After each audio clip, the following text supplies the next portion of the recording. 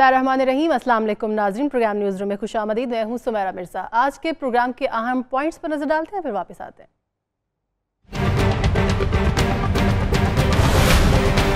Panama GIT, state bank और SCCP के पेश करदा नाम मुस्तरद। अदालत का कहना है भेजे गए अफसरान के नाम गैर जानिबदार नहीं। पनामा पेपर्स तहकीकात के मामले पर वकला तंजीमें तकसीम। आजादी सहाफत का दिन, पाकिस्तान में मीडिया कितना आजाद। आसिफ जरदारी का अपने हरीफ जुल्फिकार मिर्जा के शहर बदीन में पावर शो का मुजाहिरा। कल लाहौर में PP मैदान सजाएगी। जो दोस्त मेरा जादू समझते हैं वो प्यार का जादू है। वो शेर तो खैर शेर होगा कागजी, वो बल्ला तो होगा वो देसी। ईरानी वजीर खारजा का पाकिस्तान का अहम दौरा।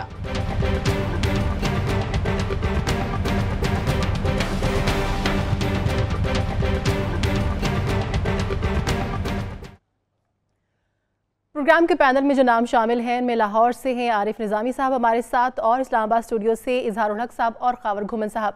नाज़रीन, शुरू में बात करेंगे पनामा लीक्स के हवाले से। जो JIT बनी है उसमें अहम पेशरफ सामने आई है।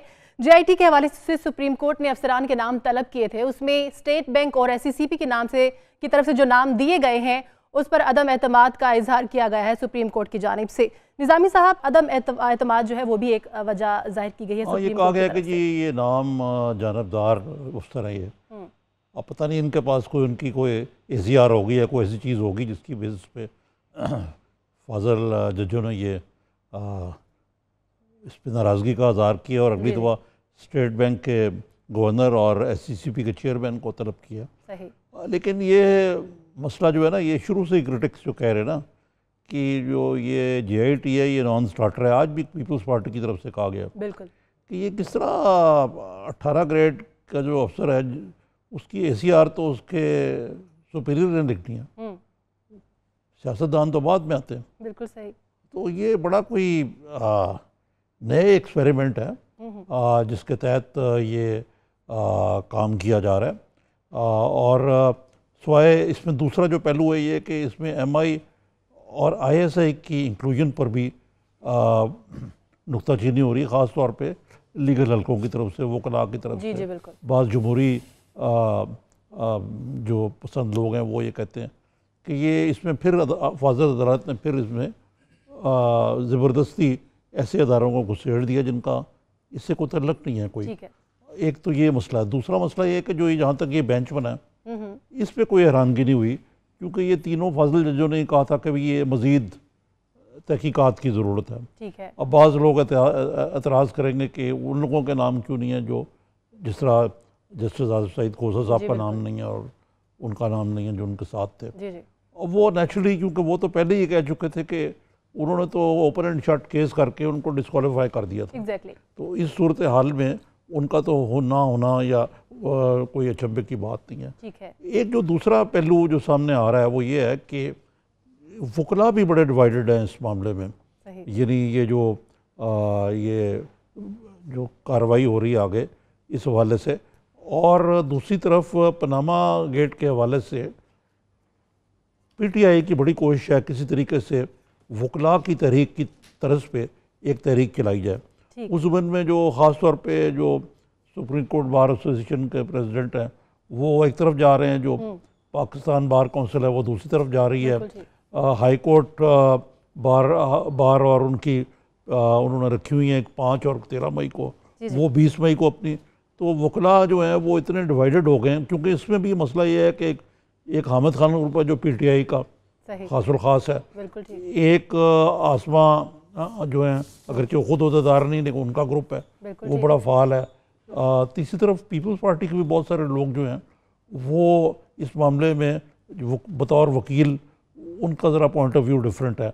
और एक दिलचस्प बात यह है कि कुछ ऐसे भी लोग हैं जो बज़ाहिर PTI की सपोर्ट कर रहे हैं, लेकिन उन्होंने भी जो 2 ISI और MI को बीच में इंक्लूड किया है उसकी मुखालफत की है। तो ये एक मुझे तो सारा ये मामला कोई अब कल से शुरू होगा, इसका जो आगे जुमे को इसकी दोबारा समाअत होगी, उस वक्त तक शायद पर सूरत हाल निकला है।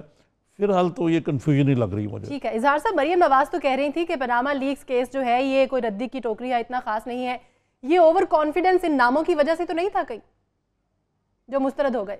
यही पहले खल्के खुदा भी यही कह रही थी कि कहाँ वज़ीर आज़म और उनके साहबजादे और कहाँ ग्रेड 18 के अफसर। लोग समझ रहे थे कि शायद ग्रेड 20, 21, 22 के अफसर होंगे, लेकिन अब चले खैर इत्मीनान खल्क के लिए ये वजाहत भी आ गई कि वो ग्रेड 18 के अफसर होंगे। मरियम नवाज साहबा ने जो ट्वीट बाजी शुरू की हुई है, जिसके बारे में चौधरी निसार साहब को चैलेंज किया है एतजाज़ हसन ने कि आप ट्वीट के बारे में बात कर रहे हैं तो मरियम नवाज के ट्वीट तो ख़त्म करा दें, तो उन्होंने तो वो बाजी बाजी बारिश बाबा हम बाजी, अब उन्होंने उस सहाफ़ी से टक्कर ले ली अपने ट्वीट के ज़रिए जिसने पानामा का केस ब्रेक किया था। और इसमें अब जग हंसाई के अलावा क्या हो रहा है कि ये करप्शन का है। जी जी इजहार साहब, इसको हम बाद में डिस्कस करेंगे, अभी हम पनामा। दूसरी बात यह है कि वकला की जो बात हुई है, जी वकला की जो इसमें बात हुई है, तो खाए इमरान खान का उसमें मफाद है या नहीं, वकला का इसके साथ क्या ताल्लुक है? इस तरह तो हर पेशा जो है वो डॉक्टर्स भी मैदान में आ जाएं, टीचर्स भी मैदान में आ जाएं। पहले जो जस्टिस इफ्तिखार साहब की मूवमेंट थी उसमें तो चले वकला बराह रास्त उससे रिलेटेड थे, लेकिन अब कोई भी वजीर आजम के खिलाफ केस है तो उसका वकीलों के साथ क्या ताल्लुक? ये वकील जो हैं ये खड़पैंच बने हुए हैं, ये कभी तो जजों को मारते हैं, कभी कुछ और अपने मुवक्किलीन को मारते हैं, तो मैं नहीं समझता कि ये एक हेल्दी निशानी है। इससे तो एनर्जी फैलेगी। वकील हमारी कौम का कॉन्शियस है, पनामा केस से कोई ताल्लुक नहीं होना चाहिए। प्लीज।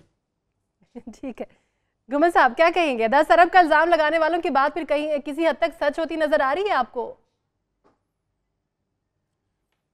देखें सुमेरा, जो मेरा इस पे आर्गूमेंट हमेशा से जब से ये जेआईटी का फैसला हुआ है, वो यही है कि जेआईटी बनने से लेकर उसने जो काम करना है, जो उसने रिकमेंडेशन देनी है, वो सारे के सारी जिम्मेदारी है आला अदलिया की।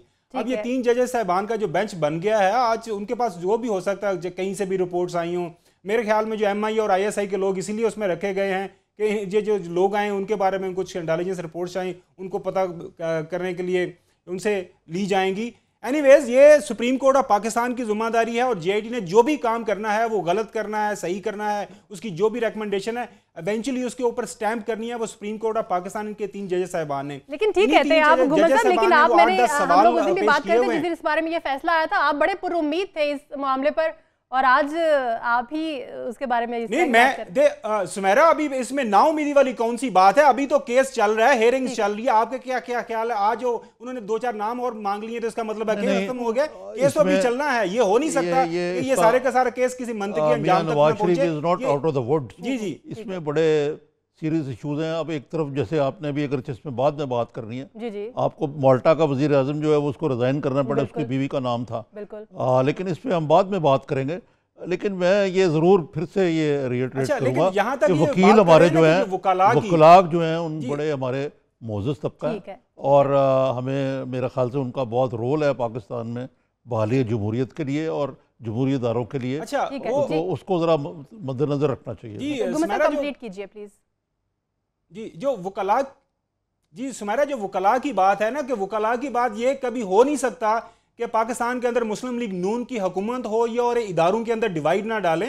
ये स्पेशल ग्रांट्स दी जा रही हैं, लोगों से मिला जा रहा है, और ये हमारी बार काउंसिल्स के अंदर ये जो डिवाइड एंड रूल की पॉलिसी है, ये पाकिस्तान मुस्लिम लीग जजेस के दरमियान इन्होंने डिवाइड 90s के अंदर डाल दिया था। जज ये सुप्रीम कोर्ट, ये जो वकला तो क्या किस खेत की मूली है, तो ये बिल्कुल गवर्नमेंट की तरफ से ये सारी की सारी कैंपेन की जा रही है। अगर मुल्क के अंदर सर अगर आइन और कानून की हुक्मरानी होनी है तो वकला का यकीनी तौर पर रोल है, और जाहिर बात है पाकिस्तान की आला अदलिया में बहुत बड़ा केस ज़ेरे बहस है, तो वहां पे वकला का बिल्कुल आना बनता है। और आप देखें आने वाले दिनों में क्या सूरत लगती है, लेकिन ये केस मंतकी अंजाम तक मुझे ब्रेक की जानिब जाना बातें हैं वकला के हवाले से। इजहार साहब आपका कमेंट भी हम लेंगे, इजहार साहब आपका कमेंट लेंगे, मुझे ब्रेक की जानिब जाना है।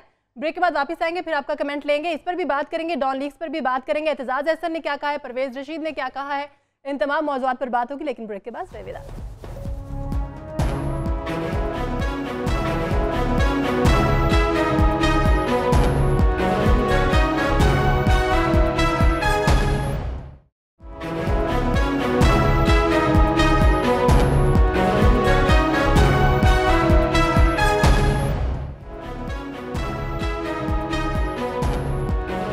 बहुत खुशामदीद नाज़रीन। इजहार साहब, आप अपना कमेंट कंप्लीट कीजिए प्लीज़, फिर हम अपने अगले टॉपिक की तरफ चलते हैं। जी, मैं ये अर्ज़ कर रहा था कि ये दुरुस्त है कि वकला हमारे सोशल फैब्रिक में और हमारे मुआशरे में एक बहुत अहम हैसियत रखते हैं, लेकिन इसमें दो बातें हैं। एक तो जो घुमन साहब ने फरमाया है कि हुकूमत की तरफ से उनको डिवाइड किया जा रहा है, किया जा रहा होगा, फंड दिए जा रहे होंगे, लेकिन दूसरी तरफ ये देखें, ये मुमकिन नहीं है कि सारे के सारे वकला पीटीआई के हामी हों। उनमें नून लीग के भी हामी हैं, उनमें पीपल्स पार्टी के भी हामी हैं। तो एक लिहाज से ये डिवीजन पहले से मौजूद है और फितरी है। जब वकीलों का एक तबका नवाज शरीफ के खिलाफ उठकर खड़ा होगा तो जाहिर है कि उनके मुखालिफ जो हैं वो उनके हक में खड़े होंगे, तो इससे एक खतरनाक सूरत हाल पैदा होगी, ठीक है, जिससे लोगों के जो मुकदमात हैं, अगर ये हड़तालों पर चले गए, अगर ये इनकी तवज्जो दूसरी तरफ चली गई, पहले भी मुवक्किलीन ने बहुत सफर किया है, ठीक है, तो मैं नहीं समझता कि जब तक मुकदमे का फैसला नहीं हो जाता वकला को, मेरा ख्याल है कि तहरीक नहीं चलानी चाहिए, उनको सब्र के साथ फैसले का इंतजार करना चाहिए। ठीक है। निज़ामी साहब, आप ब्रेक पर जाने से पहले हम ये बात कर रहे थे कि मुआल्टक वज़ीर आज़म जो है वो अपनी मिसेज़ की वजह से मुस्ताफ़ी हो गए हैं, क्या कहेंगे इस पर, क्या कमेंट करना चाहेंगे एज़ कम्पेयर टू वज़ीर आज़म नवाज़ शरीफ? सबसे पहले तो बात यह है कि मैं ये सिर्फ साइड कमेंट मैं भी करना चाहूँगा। जी जी, हमारे यहाँ एक रुझान बन गया कि जो आदमी हमारी मर्ज़ी की बात ना करे वो पैसे खा गया। सही, यानी ये वकीलों की तौहीन है जो घुमन साहब ने कहा कि जी वो पैसे खा गए। वही बात यह है कि वकील जो हैं वो मुख्तलिफ, जैसे कहा गया है कुरान साहब ने, और क्या कहा आपने कहा जी वो पैसे खा गए नवाज शरीफ पैसे खाने की बात नहीं, वही है आपके पास प्रूफ। ऐसे ही एक बात कर देते हैं, मैंने कहा कि सर इनकी जो एसोसिएशन उनको पैसे दिए जा रहे हैं और ये अखबारात में खबरें आ चुकी हैं सर। वो तो फिर जर्नलिस्ट की एसोसिएशन को भी दिए गए, आपको पता है? जी बिल्कुल दिए जाते हैं, मैं बिल्कुल इस पे दिए गए हैं। अभी आपको पता है कराची प्रेस क्लब को दिए गए हैं, इधर दिए गए हैं, उधर दिए गए हैं। तो खैर मैं अब इस पे बात नहीं करते। और ये आपका जो सवाल है कि पनामा का जो मामला है, ये अब मोहतरमा मरियम ने इसको एक ट्रैश करार दिया। बिल्कुल, ये भी उन्होंने कहा कि ये शायद को पाकिस्तान स्पेसिफिक चीज़ है, पाकिस्तान स्पेसिफिक चीज़ तो नहीं है ये एक इंटरनेशनल लेवल पे है। और ये भी सही है। मैं एक बात जो है वाज़े करना चाहूँगा कि बहुत सारे लोगों ने पाकिस्तान से भी ऑफशोर कंपनीज खोली हुई हैं। बिल्कुल ठीक। बल्कि आज जहांगीर तरीन और अपना इमरान खान का भी केस शुरू हो गया। बिल्कुल ठीक। बात यह है कि ऑफशोर कंपनी ऐसी है, जिस तरह आपने अकाउंट खोला है उस अकाउंट से आप करते क्या? सही, ठीक है ना। बाज़ लोगों ने टैक्स की वजह से किया हुआ है, टैक्स यहाँ का नहीं, बाज़ लोग जो वहाँ पर प्रॉपर्टी ख़रीदते हैं या कोई और कारोबार करते हैं, वो वहाँ का टैक्स बचाने के लिए बरतानिया का वो ऑफशोर कंपनीज बनाते हैं। ठीक है। अगर उसको डिक्लेयर नहीं करते तो वो एक गैर कानूनी बात है। बिल्कुल सही। दूसरा ये है कि जो मियां नवाज शरीफ का केस है या उनकी डिपेंडेंट्स का, वो बिल्कुल डिफरेंट है। वो डिफरेंट ये है कि वो प्राइम मिनिस्टर हैं सबसे पहले, तो वो एक हायर लेवल ऑफ स्क्रूटनी उनके लिए, नंबर 1। नंबर 2 ये कि उनको अपने जो सोर्स ऑफ वेल्थ है, यानी जो 6-7 सवाल जो JIT ने पूछने में नवाज शरीफ से, भैया आपकी फ़लाँ कंपनी कैसे बनी, फ़लाँ कंपनी कैसे बनी, आपके बच्चों ने इतनी छोटी उम्र में किस तरह कर दिया, आपने कौन से शेयर थे, वो गल्फ टेक जो स्टील मिल है, कोई और स्टील मिल है, कोई और कंपनियाँ और शेल दर शेल है, तो वो एक और मसला है। यानी ये कह देना कि जी पनामा ट्रैश है, मोहतरमा को गालबन या तो उन्होंने कामिल भी की बना पे कहा या गुस्से में कहा, जो भी है ये वाक़याती तौर पे दुरुस्त नहीं है। ठीक है कि ये किसी ने नहीं कहा कि जी खाली नवाज शरीफ है, में और लोग भी हैं दुनिया में। सही। और उनको अपना जवाब देना चाहिए कि हुक्मरान है वो। ठीक है। इजहार साहब, अगर बात करें हम डॉन लीग के हवाले से, तो मरियम नवाज को बचाने के लिए राव तहसीन और तारिक फातमी को कुर्बानी का बकरा बनाया गया। आज तो फिर एतजाज अहसन ने भी ये बात कर दी है। जी हाँ, बकरों की तादाद दिन ब दिन ज़्यादा हो रही है और ये कोई अच्छी बात नहीं है, क्योंकि पहले ही गोश्त के जो निर्ख हैं वो स्टेबल नहीं हैं। देखिए, सोचने की बात यह है कि मरियम नवाज साहिबा वो हमारे लिए बहुत मोहतरम हैं और बेटियां, हमारे तो कल्चर में है कि बेटियां और बहनें सबकी साझी होती हैं। सही। लेकिन जिस तरह वो पेश मंजर पर छा रही हैं, जिस तरह वो अपने आप को नुमायां कर रही हैं, उनका किसी चीज़ से कोई ताल्लुक नहीं है, लेकिन फिर भी वो ट्वीट पर ट्वीट आ रहा है, ट्वीट पर ट्वीट आ रहा है। और एतजाज़ हसन ने तो ये भी कहा है कि जिन सरकारी मीटिंग्स में वो मौजूद नहीं होती उनके बारे में भी उनका ट्वीट आता है। बिल्कुल सही। तो ये एक हेल्दी चीज़ नहीं है। देखिए, नवाज शरीफ साहब पर पहले भी इल्ज़ाम लग रहा है, पहले शहबाज शरीफ साहब पर इल्ज़ाम है कि उनके साहबजादे MNA हैं, MPA तक नहीं है, लेकिन वो पंजाब में डिप्टी चीफ मिनिस्टर बने हुए हैं। तो ये चीज़ अगर ये हुक्मरान सोचें तो ये उनके लिए भी और उनकी दुख्तर नेक अख्तर के लिए भी कोई अच्छी चीज़ नहीं है। अगर उन्होंने बाद में इलेक्शन लड़ना है, वज़ीर आज़म बनना है, तो सौ बिस्मिल्लाह वो मैदान में आए, लेकिन अभी अपने वालिद मोहतरम के कंधे पर बंदूक रखकर, सरकारी वसाइल को इस्तेमाल करके, अपना एक महदूद मीडिया ग्रुप बनाकर, ख़ास सर्कल बनाकर कौम पर इस तरह अपनी इत्तलात मुसल्लत करना, मेरा ख्याल है ये कोई बहुत सेहतमंद रवैया नहीं है। इससे उन्हें परहेज करना चाहिए। ठीक जी, घुमन साहब क्या कहेंगे? जी, मैं तो यही कहूँगा कि पाकिस्तान की बदकिस्मती हमेशा से ये रही है कि पैसा सियासत में इस्तेमाल हुआ है। आज भी जो असर हाँ केस है वो क्यों उसकी बात की जा रही है कि उस वक्त बेशक ISI ने दिया था, पैसा इस्तेमाल हुआ था। ये सुप्रीम कोर्ट ऑफ पाकिस्तान का वो केस अवेलेबल है, चांगा मांगा हुआ। उसके बाद हमने देखा वो जस्टिस सजाद हसन शाह वाला सारा 90s के दौरान पैसा इस्तेमाल हुआ, सियासतदानों ने किया, दूसरे इदारों ने किया। सियासत क्यों खराब हो रही है कि जब पैसा इन कामों के लिए इस्तेमाल होता है। इस वजह से अभी भी मैं कहूँगा कि पैसा इस्तेमाल हो रहा है।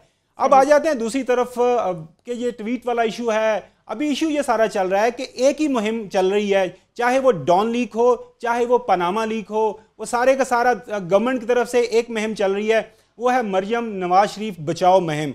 अब देखना यही है कि आने वाले दिनों के अंदर किस हद तक जो प्राइम मिनिस्टर नवाज शरीफ साहब जब रूलिंग पार्टी उनको बचाने में कामयाब हो जाते हैं। अब इजहार साहब ने कहा कि वो किस हैसियत से, वो बेशक उनके पास कोई वो वहां पे कोई पब्लिक ऑफिस नहीं है या कोई पार्टी के अंदर कोई ओहदा नहीं है, बिल्कुल ये ठीक बात कर रहे हैं। लेकिन हमने देखा कि सारी दुनिया ने देखा, अखबारात में तस्वीर छपी, जब पाकिस्तान की नेशनल असम्बली का जो कस्टोडियन है, स्पीकर ऑफ नेशनल असम्बली, उनके सामने किस तरह हाथ करके वो आगे एक पिछले होटल के अंदर उनको खुशामदीद कर रहे थे। उसके बाद अभी रिसेंटली जो लाहौर के अंदर मीटिंग हुई, वो उस मीटिंग में बैठी हुई थी।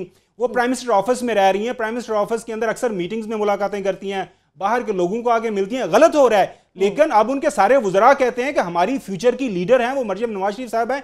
तो अब सारी की सारी इर्द गिर्द जो है ना सियासत आने वाली पाकिस्तान मुस्लिम लीग नून की, वो तो मरियम नवाज शरीफ साहबा के इर्द गिर्द ही घूमनी है। ये बात ठीक है कि उनको कोई ओहदा दे दिया जाए पार्टी के अंदर या रिजर्व सीट पे ले आ जाए। ऐसे ना करें कि बिल्कुल ही एक तरफ कहती है मैं ज़ेरे कफालत भी नहीं हूँ और दूसरी तरफ पूरी की पूरी हुकूमत को आगे लगाया हुआ है। जी ठीक है। गुमन साहब, आपने फरमाया है कि मरियम बचाओ मुहिम, तो पनामा से तो वो बच गई हैं पहले ही। नहीं सर, उसमें बेनामीदार के अभी अंडर इन्वेस्टिगेशन है और वो मेरे ख्याल से उनका नाम तो निकल चुका हुआ है। कुछ अखबारात में लिखा था ना कि जब इत्तफाक करता हूं उनका नाम निकल चुका हुआ है। तो वो उन्होंने कहा था कि अभी वो अभी है और फिर एक बड़े अखबार ने ये क्लैरिफिकेशन छापी थी। जबरदस्ती डालना चाहते हैं गोमन साहब को डालने, आप अभी वो केस उसी केस के अंदर।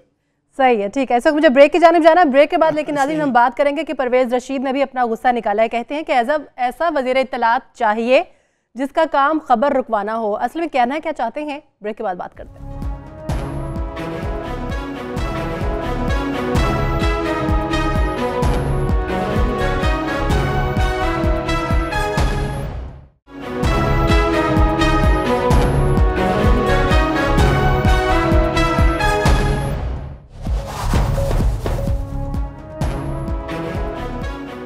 नाज़रीन, निज़ामी साहब, परवेज रशीद ने यह कहा है कि आज की खबर रुकवाने के लिए भी यूनिवर्सिटीज़ में कोर्सेज़ को मुतारिफ करवाना चाहिए। कहना क्या चाह रहे हैं?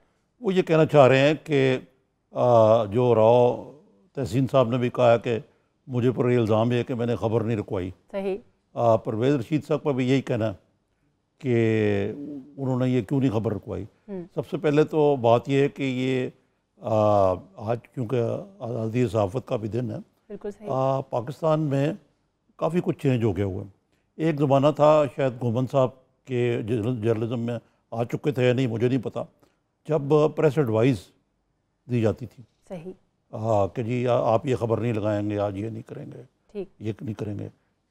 एक तो ये होता था, एक दूसरे खबरें रुकवाने का भी रुझान था। लेकिन आज भी ऐसे किसी महकमे को पता लग जाए कि हमारे खिलाफ खबर जा रही है, वो जान का जोर लगा देते हैं। लेकिन बहुत कुछ चेंज हो गया हुआ है। सेंसरशिप जो है ज़िया-उल हक़ के दौर में ऐसी थी कि आपको अखबार सेंसर करना पड़ता था, वो तो प्री सेंसरशिप थी। लेकिन एक सेल्फ सेंसरशिप भी थी, जिसका आज भी इतलाक होता है कि बाज़ मुक़द्दस गायें ऐसी हैं जिसके बारे में आप कुछ नहीं कह सकते, मैं उनका नाम नहीं लूँगा। तो इस तनाज़र में जो परवेज़ रशीद का बयान है उसमें मैं यही कहूँगा कि ये मिनिस्ट्री ऑफ इंफॉर्मेशन जो है इसको वाइंड अप कर देना चाहिए। इसका हर महकमे के अपने होने चाहिए PROs। ठीक है, मसलन जिस तरह स्पोक्समैन है मुसद्दिक मलिक प्राइम मिनिस्टर के, वो बात करें या कोई और स्पोक्समैन बात करें। ये एक आज़ाद सहाफ़ती दौर में इसका वजूद नहीं, लेकिन अभी भी अच्छे अखबारों को, अच्छे सहाफ़ियों को मिनिस्ट्री ऑफ इंफॉर्मेशन के ज़रिए उनको एक्सेस दिया जाता है, इश्तिहार ज़्यादा दिए जाते हैं, उनकी और तरीके से होता है। सही। फिर जो यहाँ ये बात हुई वकला की, लेकिन अब तो हाल ये है कि जो तंजीमें मालिकान की उनको भी बड़ी बड़ी ग्रांट्स दी जाती है। अभी KP के चीफ मिनिस्टर ने CP को 2 करोड़ रुपया दिया। बिल्कुल सही, ठीक है ना जी। जी जी। उनको प्लॉट दिए जाते हैं अपनी हेडक्वार्टर्स बनाने के लिए, प्रेस क्लब्स के लिए ग्रांट दी जाती हैं सबको। सही। तो ये सारी चीज़ें जो हैं ये हुकूमतें मुनव्वर करती हैं अपने मामलात के लिए। और आज़ादी सहाफ़त के दिन पे मैं ये ज़रूर कहूँगा कि ये बड़ा पाकिस्तान अब एक गैर महफूज मुल्क है सहाफ़ियों के लिए। कितने सहाफ़ी मारे गए, कुछ टेररिज्म के हाथों मारे गए, कुछ एजेंसियों के हाथों मारे गए माजी में। और ये सिलसिला जो है ये एक अनसेफ सी एनवायरनमेंट है जो पाकिस्तान में मौजूद है। दूसरी ये मरियम साहिबा ने जो ट्वीट की है कि जी सहाफ़ियों का खुफी एजेंडा था ये पनामा के बारे में। जी जी। अब ये ट्वीटिंग की बीमारी है इनकी, ये इस हद तक चली गई है कि अब के बहुत बड़ी एक घिनौनी साजिश थी और ये बहुत बड़ी इंसल्ट है कि यौम सहाफ़त के दिन मरियम साहिबा ने पाकिस्तानी सारी सहाफ़त को बेईमान कह दिया और ये काफ़ी काबिल मज़म्मत है। सही।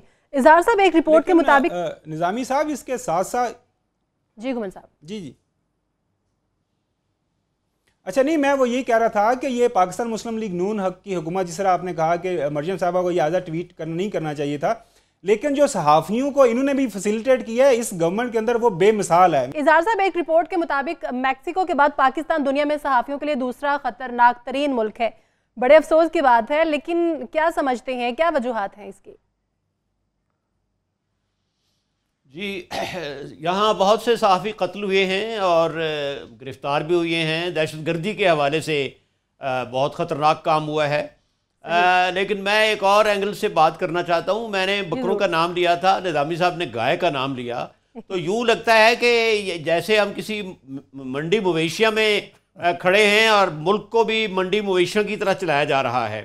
लेकिन सहाफ़ियों के लिए एक ख़तरनाक जो काम है वो उस वक्त होता है जब हुकूमत वक्त अपने पसंदीदा सहाफ़ी चुन लेती है, दौरों पर उन्हें भेजा जाता है। इश्तिहार की बात तो पहले की है इन्होंने, अब और वो सहाफ़ी जो हैं वो माशाअल्लाह इससे बात से इम्यून हैं कि लोग उनके बारे में क्या कहते हैं। मुझे एक टॉक शो याद आ रहा है जिसमें एक ऐसे ही हमारे दोस्त सहाफ़ी जो हर दौरे पर, खाए वो दौरा चीचू की मलिया का है या मैक्सिको का है या वो अलास्का का है, वो साथ होते हैं। तो उनसे एक सियासतदान उसी टॉक शो में पूछ रहे थे कि ये जो आपने कपड़े ज़ेब तन कर रखा है, लिबास, क्या ये आपका अपना है या ये आपको वज़ीर आज़म ने दिया है? तो ये जो रुझान है हुकूमत का कि अपने पसंदीदा सहाफ़ियों को फैसिलिटेट करना, उनको अपने नज़दीक रखना और फिर पसंदीदा अखबारों को इश्तिहारात देना, ये भी आज़ादी सहाफ़त पर एक अगर बराह रास्त नहीं तो बिन वास्ता कदगन जरूर है। जी। फिर सहाफ़ियों को भी ख्याल रखना चाहिए कि जो सहाफ़ी इस फहरिस्त में आए हैं उनको ये भी ख्याल रखना चाहिए कि उनकी वजह से सहाफ़त की पूरी बरादरी कहीं बदनाम ना हो जाए। ठीक है जी, मैं ये अर्ज़ करना चाह रहा था कि ये खाली हुकूमत तक महदूद नहीं है। मसलन PTI ने एक जर्नलिस्ट की लिस्ट बनाई हुई है, सही, जिनको मुबारकबाद दी गई जब ये पनामा का फैसला हुआ। जी जी। सिर्फ उन्हीं को एक्सेस दिया जाता है, सिर्फ उन्हें इंटरव्यू दिया जाता है और जो बाकी जर्नलिस्ट उन्होंने कहता है पहले आप हमारी हमायत करें फिर खान साहब से आपकी मुलाकात कराएंगे। तो ये अभी तो हुकूमत में नहीं आया तो उनका ये हाल है। तो बात ये है कि ये इस मामले में सबकी नंगे सवाए, मैं इस मामले में कहूँगा कि आज़ादी सहाफ़त के हवाले से अगर कोई पार्टी अपनी जुमला खराबियों के बावजूद अगर बेहतर है तो वो पीपल्स पार्टी है। अफसोसनाक बात यह है कि हमारे जो सहाफ़ी भाई और कई एंकर जो हैं उनके एजेंडाज हैं, उन्होंने सियासी जमातें बांट ली हुई हैं। ठीक है। कोई तो कहते हैं कि हमने हर कीमत पे जमहूरी हुकूमत को ख़त्म करना है। सही। चाहे वो कुछ तो नवाज शरीफ के खिलाफ उधार खाए बैठे हैं, कुछ खान साहब के खिलाफ उधार खाए बैठे हैं, कुछ पीटीआई के प्रोपेगेंडिस्ट बने हुए हैं। सही। तो ये तो एक अजीब किस्म की पार्टीजन पॉलिटिक्स हो गई हुई है। ठीक है। निज़ामी साहब, इस जी प्लीज गुमा साहब आपसे इंतहाई रिस्पेक्ट के साथ, वो ये है कि देखें जो हुकूमत वक्त है उस पर रिस्पॉन्सिबिलिटी ज़्यादा आ जाती है, क्योंकि वो ईमानदार है, रिपोजिटरी है, नेशनल किटी उसके पास वो तो है, सही है आपकी बात, वो तो ज्यादा लेकिन बाकी भी होते हैं लोगों को बाकी भी इतने को नेक और पाकबाज नहीं जितने आप कह रहे हैं। नहीं सर, वो तो जब आएंगे तो वो नहीं जो अभी कर रहे हैं ऑपोजिशन के अंदर कर रहे हैं मिलते आएंगे यार, जब आने की बात नहीं, जो आज कर रहे हैं उनकी बात करें। लेकिन आप आज की बात कर रहा हूं मैं। ठीक है, इस वक्त मुझे ब्रेक की जाना है, लेकिन एक सेकंड, जी जी अगर देखिए एक फिक्रा, अगर पीटीआई ये कर रही है कि पहले आप हमारी हिमायत करें तो फिर हम खान साहब को मिलाएंगे, बिल्कुल मैं तो इसका तो इसकी मदद करनी चाहिए, ये अच्छी बात नहीं कर रहा हूं। ठीक है बिल्कुल सही। इस वक्त मुझे ब्रेक की जाना, इसलिए मुझे भी वो इसी पैमाने पे देखते हैं। ठीक है, ब्रेक की जाना जाना है नाज़रीन। ब्रेक के बाद वापस आएंगे तो देखेंगे कि जलसों और धरनों की सियासत जो है वो किस कदर उरूज पर है, और ईरानी वजीर खारजा जो है वो पाकिस्तान के दौरे पर है, उनकी मुलाकातों पर भी बात करेंगे ब्रेक के बाद।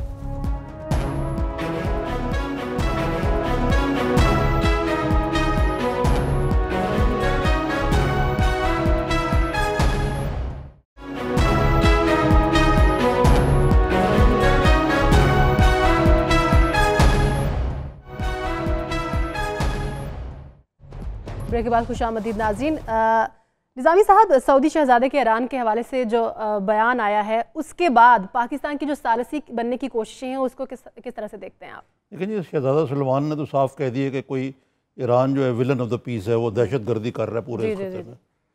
दूसरी तरफ आपको मालूम है कि ईरानी वज़ीर ख़ारजा जवाद ज़रीफ साहब आए और हमारे वज़ीर दाखिला के साथ उनकी बड़ी, क्योंकि वहाँ आपको पता है अनस्केड्यूल्ड विजिट थी, वहाँ पर ईरान पाकिस्तान सरहद पे, बलूचिस्तान पे उनके काफ़ी मुहाफ़िज़ जो है मारे गए, और वो कहते हैं कि ऐसी सोफिस्टिकेटेड असले से मारे गए कि उनका ख्याल है इसमें पाकिस्तान भी मुलव्वस है, जो मेरा ख्याल है कि ऐसा नहीं है।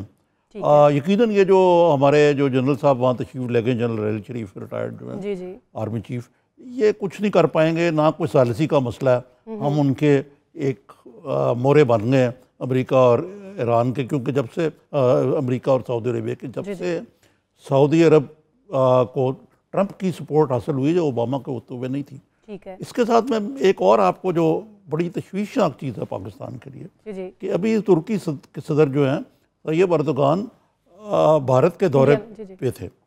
उन्होंने जामिया मिलिया में डॉक्टरेट की डिग्री लेते हुए कहा कि यार ये मुल्क जो है, भारत का अजीम मुल्क जो है जिससे हमारे बड़े अच्छे ताल्लुकात हैं, 1.3 बिलियन वहाँ पे लोग हैं, उनको सिक्योरिटी काउंसिल में रुकनी क्यों नहीं जा रही है? तो पाकिस्तान के स्टैंड की यकसर नफ़ी है। बिल्कुल सही। हमारे हुक्मरान भागे भागे तुर्की जाते हैं, हमारा दोस्त भी है बड़ा, लेकिन हम आहिस्ता आहिस्ता अपने दोस्तों को भी खोते जा रहे हैं। ठीक है, अच्छा इजहार साहब क्या कहेंगे सऊदी अरब के इस शहजादे के इस बयान के बाद, जनरल राहील शरीफ के इस ओहदे को संभालने के बाद उन्हें किन मुश्किलात का सामना करना पड़ सकता है? देखें, दो अलग अलग मसले हैं। एक मसला है पाकिस्तान और ईरान के ताल्लुकात, दूसरा मसला है सऊदी अरब और ईरान के ताल्लुकात। ये याद रखिए कि सऊदी अरब ईरान के मगरब में वाक़या है और पाकिस्तान ईरान के मशरक़ में वाक़या है। सऊदी शहजादे ने जो बात की है उसका एक बैकग्राउंड है।